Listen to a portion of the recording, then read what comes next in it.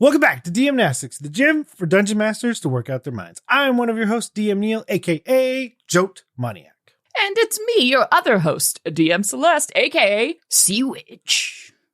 Dun dun dun. Bum-ba-da-dum. And today, I am very excited because this is a thing I enjoy doing a lot. Okay.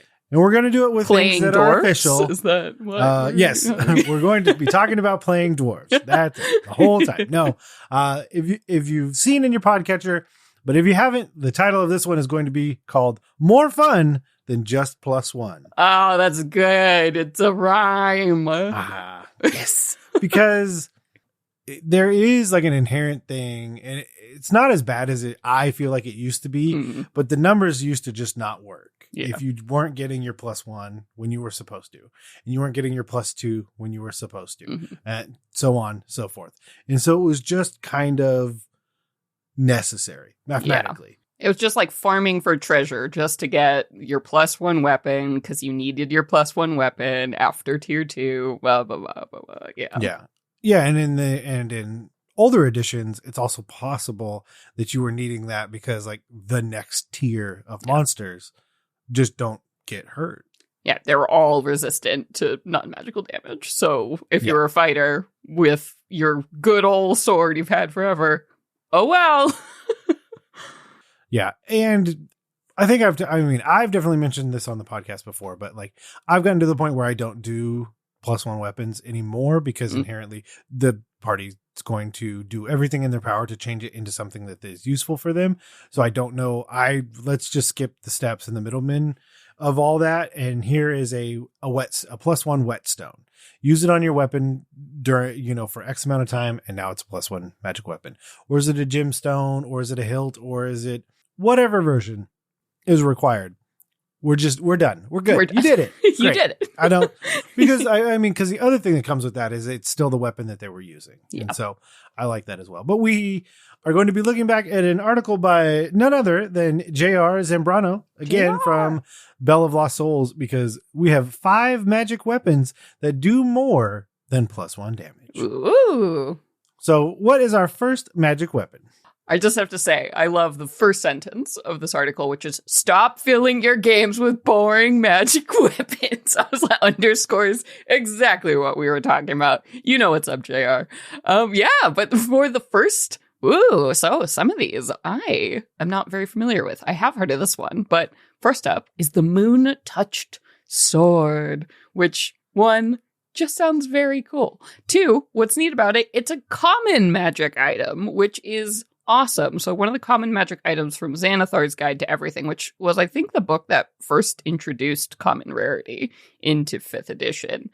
But yeah, these humble weapons do 2 things, and 2 things only. In darkness, they shed moonlight, so creating light, so basically a free torch. And secondly, they're magic weapons. So that means that you can, bypass those resistances, right? Like, so you can deal with creatures that would be immune to non-magical damage, except it's a common magic item, so you can give this to like 1st, 2nd, 3rd level players without, giving them the power boost that would be a magic weapon +1, right?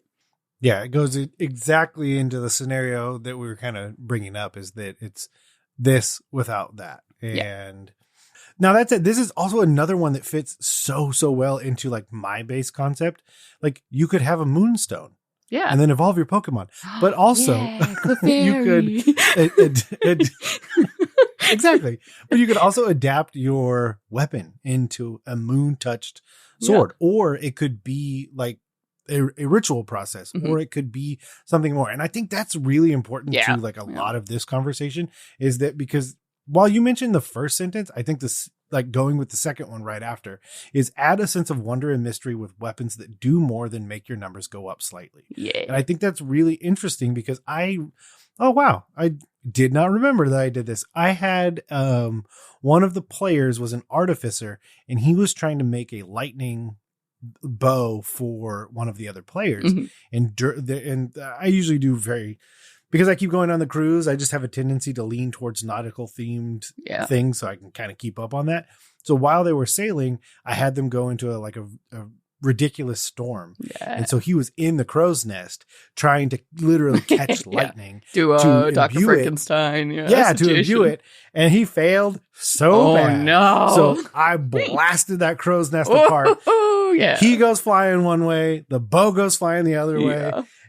And I'm like, okay, well, what are you guys going to do?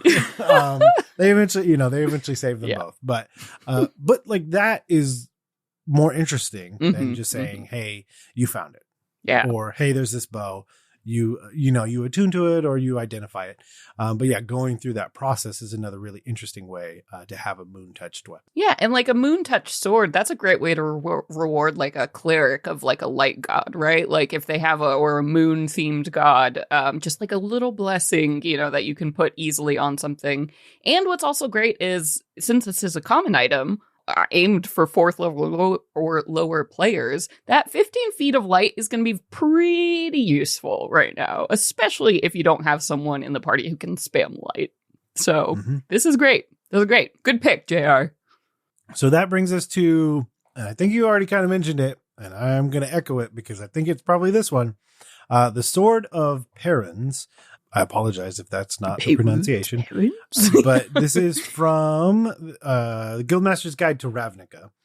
And this is why I also say read through all the books as much as possible because you're going to get stuff like this. Hidden treasures. And so this is a very rare longsword that requires attunement, and you gain the +1, but you have certain things that you can do. Additionally, once on each of your turns, you can use one of the following properties if you're holding the sword.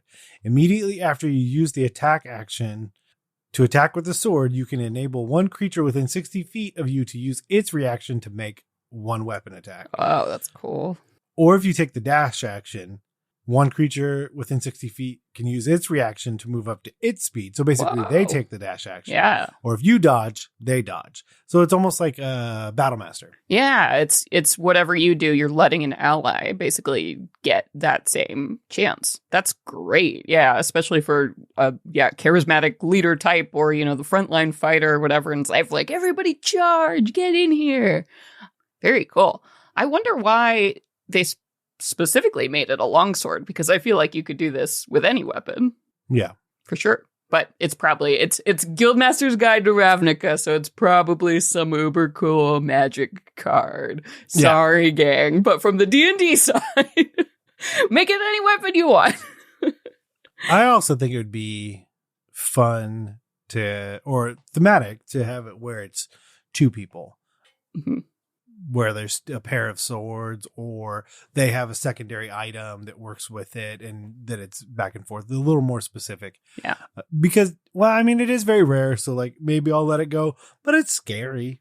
It's also scary as a DM to read all of these things because every turn you're going to say, hey, you can take the attack action as well. Just because that's, if it is a fighter and you have a rogue, depending on how you're approaching sneak attack, that's an extra sneak attack probably all the time. That can be harrowing for your monsters if you have a tag team duo like that. So. Murder duo? Murder duo. Murder duo. Neat. Ooh, okay. The Weapon of Warning is the next one. And this is a good thing. This is one of those underrated things that, depending on the type of game you're in, can be extremely useful or maybe not get a lot of play.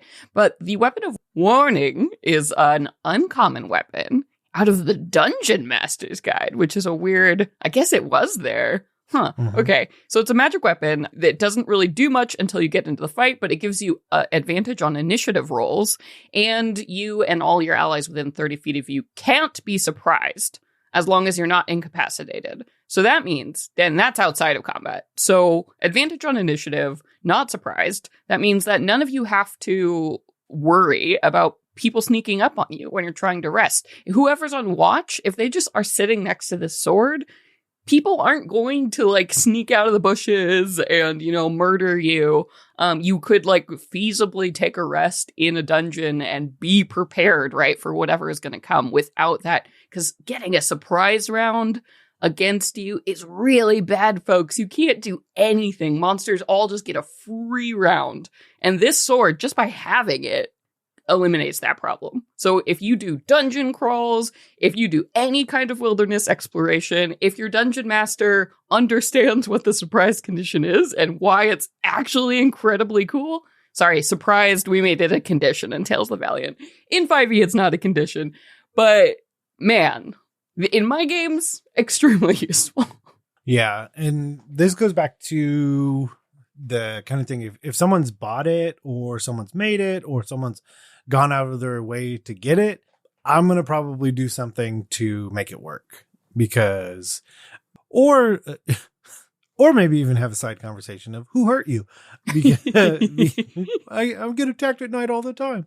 But the idea of if they've invested into it, investing back in it as well, because it could also just be that they have had it work really well for them before. So then, just get another one and then just do that. Because I could see this becoming more even just like a utilitarian item where, okay, so we're getting higher level. We got our bag of holding. We got our weapon of warning. We've got, those kind of things. But just kind of giving one over, because there's another thing about this that also helps you as the DM, because it can also kind of just make nighttime activities flow faster because they're just going to do this, and it's not as much a first watch, second watch, third watch. You don't have to sit there and roll checks with advantage and disadvantage to see if hidden enemies are spot and stealth and perception. This really streamlines a lot of that. So great choice. So this one I was not as familiar with as well, but it is the Blood Spear from the Curse of Strahd. In addition to being the fourth track of a metal band's dark fantasy concept album, well done, JR. It's an uncommon magic item. Basically, when you are reduced to 0 hit points with this weapon, it gives you back 2d6 hit points. Nice. Solid. I mean, solid. There's got to be more than that. Let's find out. Well, I mean, it is also a magic weapon, so damn, all of these things magic damage, so that's that benefit. Also, spears are a great weapon. Their spears were like the first weapons made by humans, and for hundreds and hundreds of years we have perfected the spear. Almost every culture across the world has a spear as part of their history. Spears are great. Spears are underrated. Everybody should be using spears, and that's my talk of the day. Oh, I misread this completely. It's when you reduce an enemy to 0, you get 2d6 temporary hit points. That is different. And also, it seems like the new version, I cannot tell which version, but either way, reading more, any creature can wield the spear, but only the character chosen by Kavan to wield it gains +2 bonus on attack and damage rolls. Oh. It's an uncommon item. But if you somehow if you get chosen.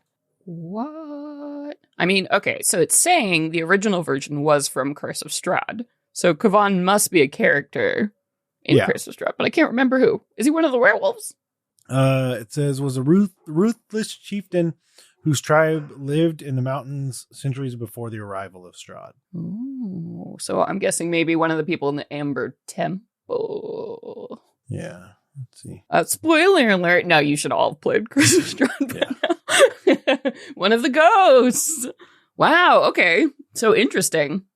So this is, definitely one of those things. If your GM is the type to let you pull in, magic weapons from any source, this is a good one. I mean, reducing an enemy to 0 hit points, giving you back 2d6 HP, even if that has been nerfed a bit to be temporary HP in the new, D&D 5.5, that's still pretty great. So that means like while you're out there with your fighter, right, shooting down minions left and right, fighting your way to the big bad, you're keeping that tank up.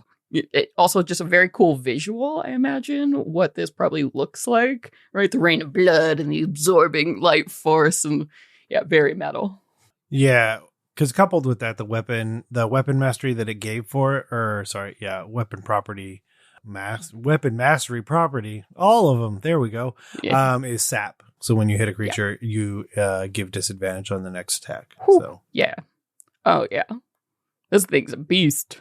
All right. I'd make it rare in my campaign. I'd say that's rare. I'd price it about, but still very cool. Okay, last but certainly not least. Yeah, the Storm Boomerang.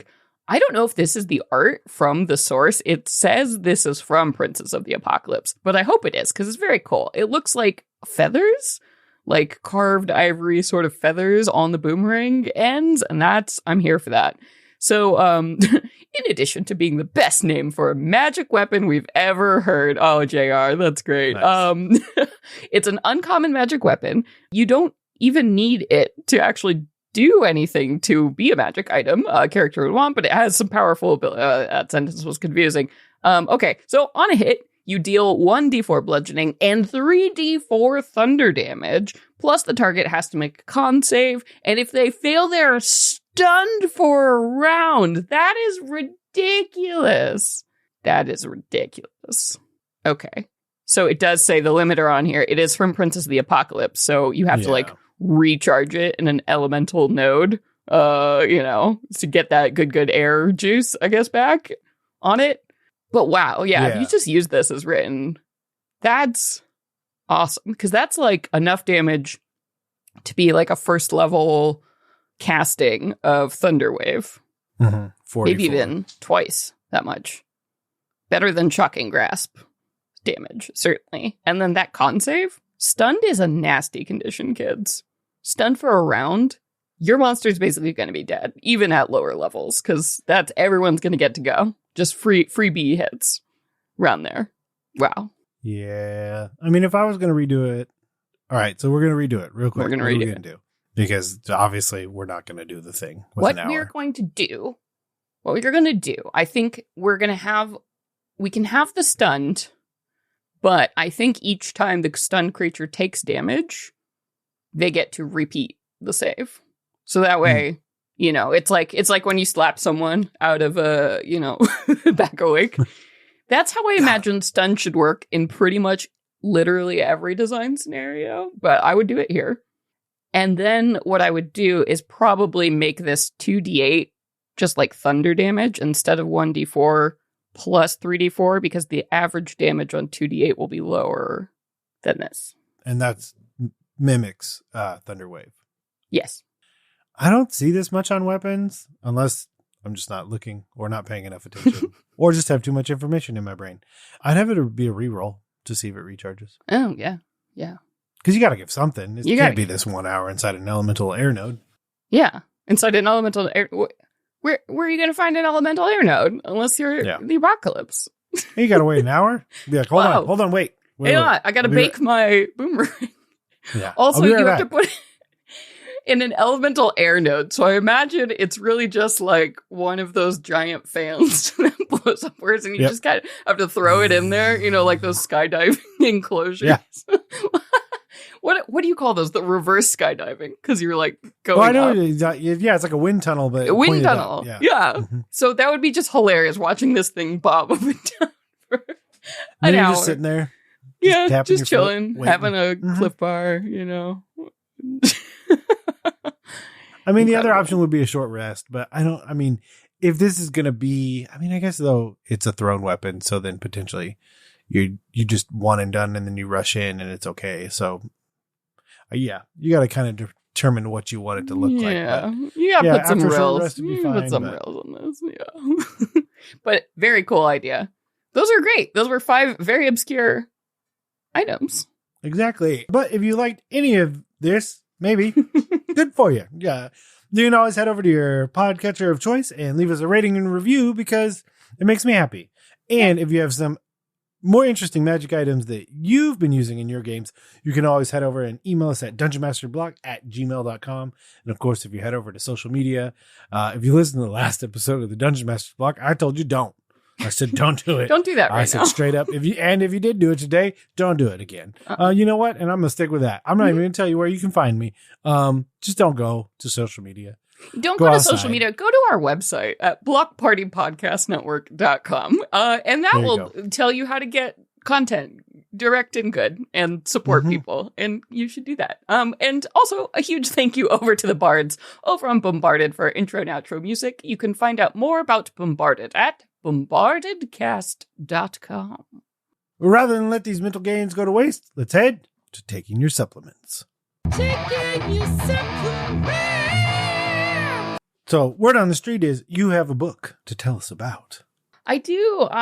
This is a golden month where a bunch of my Kickstarters that I've backed, over the past couple of years have been sending me things. So the mail has been delightful, which is great. And I know you all have heard me talk about some of these Kickstarters in the past, but I just received my copy of the Mycologist Primer. So by Anna Urbanek and Jacob Weiss. So these are the folks over by Double Proficiency. They ran this Kickstarter after wildly successfully funding a few other ones, like a guide to herbs and a guide to gemstones. And now this is all about mushrooms, which is so great. And what I love about these books is they're the perfect blend of like real life knowledge and then also game master tools, because they're angled to speak to, dungeon masters. So they're like, hey, do you have like an alchemist or herbalist in your party who's constantly trying to pick interesting mushrooms and turn them into, alchemical potions or whatnot? Well, here you go. Here's descriptions of a ton of like real world mushrooms, their qualities, their descriptions, what they taste like, what's poisonous, what's not.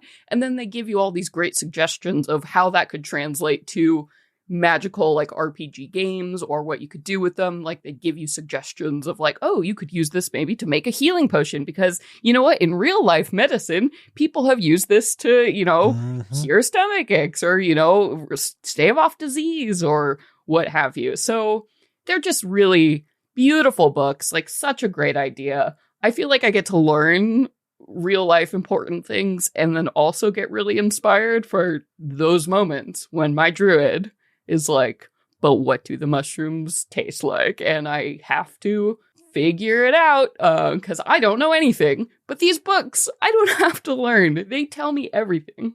It's great. So I just opened to the truffle page. So these great, sort of naturalist illustrations, right, of what a truffle is. It tells me its family, its habitat, the size, type, how you could forage for it, all kinds of stuff. Culinary properties, magical properties, poisonous properties. These books, I just can't recommend them enough. They're great. They've always delivered well, beautifully made, beautifully bound. Get your own. Get all of them. They're great. Or just get them for the nature lover in your life. Or the person, who always plays the druid. Or the ranger. Or alchemists. Whoa. This is a very successful Kickstarter. I know, because they're good. This is the third one, and they have not lost any steam and never sacrificed on quality. That's wild. Yeah, so we'll have a link to like a more direct place. It doesn't look like you can still do pre-orders through the Kickstarter itself, but you can go through Renegade Game Studios to do pre-order, as well as, in case you're very interested, they have beautiful flashcards as well. So flashcards. They also do special journals, and they have, PDF like adventures themed around mushrooms and all kinds of just really good stuff that they made as support around what is an incredibly great and beautiful product. Wow. Yeah. Good stuff. Oh, in the pre-order now for an April 2026 release. Nice. So soon. Do it. Do yourself a favor. Mushroom lovers, get in there. Yeah, that'd go great with what is the fungi, the fantastical fungi, but it was like only in like a different country, so like getting it was nigh impossible. It took me forever and cost me way too much. So I'm excited to get a hold of this at a much more reasonable price point. Huzzah! So there will be a link in the show notes. With that, we'll turn out the lights and head out of the gym. Before we go, I want to implore you, the listener, to join us anywhere and everywhere that you can find us. That way you can take part in these challenges, exercises, and other amazing conversations being had. To do that, head over to bit.ly/DMBanter and try some DM-Nastics so your players don't ask, do you even live?